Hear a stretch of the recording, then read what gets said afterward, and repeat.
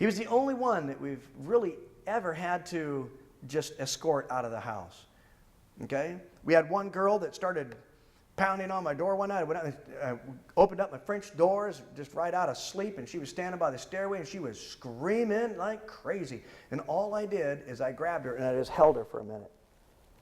I just held her, and then she started crying. My stairway, the railing on my stairway today is loose at the top from 5 years ago when she almost shook the thing just right out of its foundation, because it was her world, she was believing it, she just needed somebody to hold her. We had one girl that been through so many relationships, bad relationships, that she would let the relationships yell and scream at her and then beat her up and everything.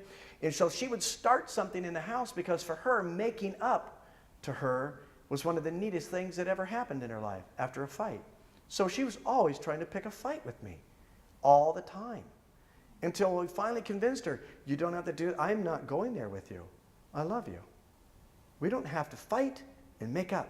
Fight and make up. We're not doing that. We're just going to spend our life making up. We're going to spend our life having a great time.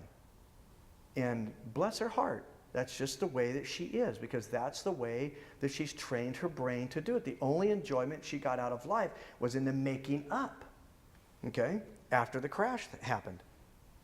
They'll have a tendency to compulsively clean things over and over, okay, over and over.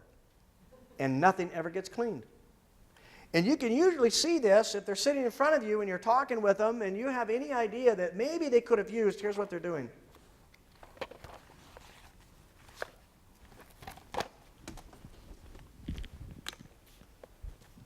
And they're just constantly fidgeting. Nothing ever gets done.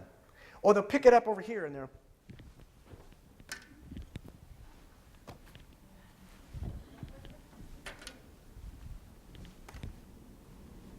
And you're watching them going, this is berserk.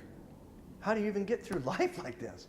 Okay, very difficult for them. But watch them carefully, okay? At nighttime, all of a sudden, they've got this stimulation. They want to do something at night. Go to bed. I don't feel like bed. Why don't you feel like bed? You've been going all day. Good sign. Hello. Somebody better look at it. Okay? Depending on where they are in the chart of events, they may sleep or stay awake for days at a time. Staying out at night will be common. Lying, that's just commonplace. We have a girl that was totally clean. In fact, she was staying at Wanda's house. And this girl was probably one of the neatest girls you'd ever meet, as far as excitable, wanted to make something out of her life, but when she hit those triggers, men were one of those triggers for her. As soon as she got her car back and we allowed her to get her job, she instantaneously wanted to go do something else and just stop by and see somebody on the way back to her mentor home, which was against our rules. And instantaneously she went into this lying mode. She's one of the best liars that we've ever met in our life. Could tell you whatever you wanted to hear.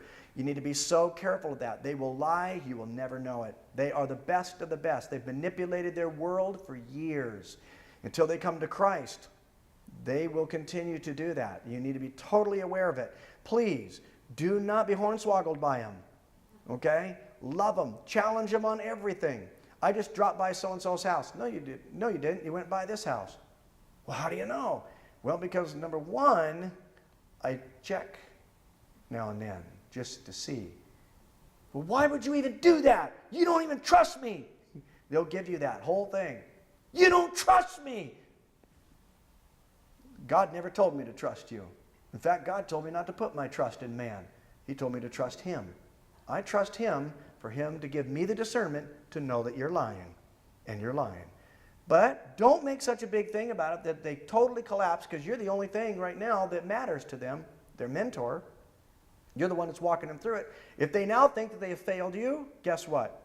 They're gone. That'd be like Angie over there failing her mentor and doing something drastic. Angie probably won't come back because she now feels about that tall. Okay? Very difficult. Outside of Christ, that's what's going to happen. You just have to be able to know that, yeah, you lied, but I didn't really expect you to tell the truth until you're on fire for Jesus anyway. You're kidding. No, I didn't. You make light of it. If you start making a big thing out of it, it's going to become something that's huge. Okay? Most addicts are very sensitive people. You might want to know that. Most addicts hate themselves, but they act very selfish. It's all about me, all about me, all about me.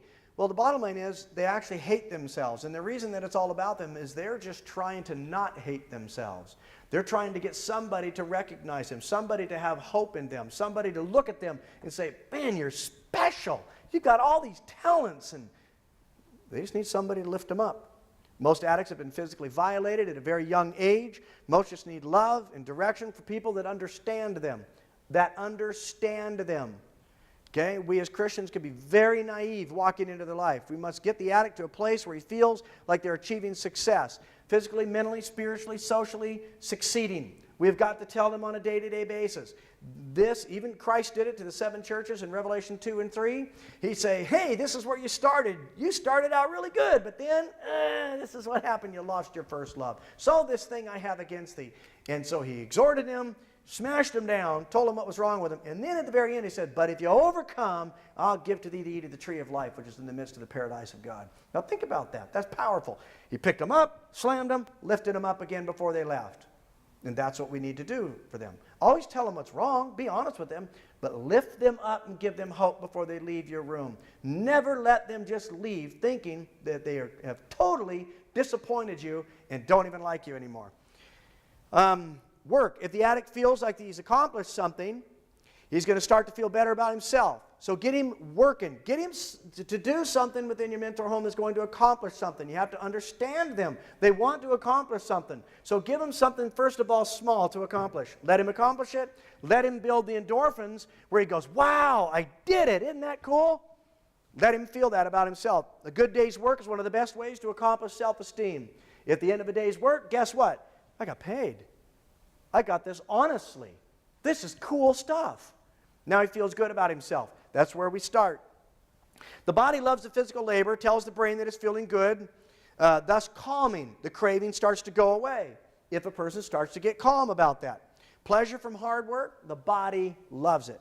You got to know that the body loves it. Education, the brain also is made to learn. When a person is learning, the brain is stimulated when being exercised. The brain takes up more oxygen than any other organ in your body, so all of a sudden if you're thinking a lot, your brain is using up a lot of oxygen. How many of you get more tired sitting at a computer all day than you would working outside in the garden all day? I do. I love to work in the garden. I love to physically work. When I sit behind a computer, I hate it. Hate sitting there all day. I'm just wore out at the end of the day. When something is learned, the brain's going to feel better about itself. God gave us the ability to learn, to grow mentally when knowledge is achieved. So continue to try to exercise the part of the brain that's going to educate them. We want them to be educated. The next thing is purpose, identity. The spiritual success of any person is going to lead to peace and stability of purpose. Why are you on this earth? What is your purpose? Where are you going? Where are you going to end up? What did God create you to be? He did not create a mistake. I don't care what you heard in the past. God created you for a purpose. He knew you in your mother's womb before you were even born. He knew what you were going to accomplish. And the only reason that you've gone through this is because God has special plans for your life. Watch what God does. Build them up.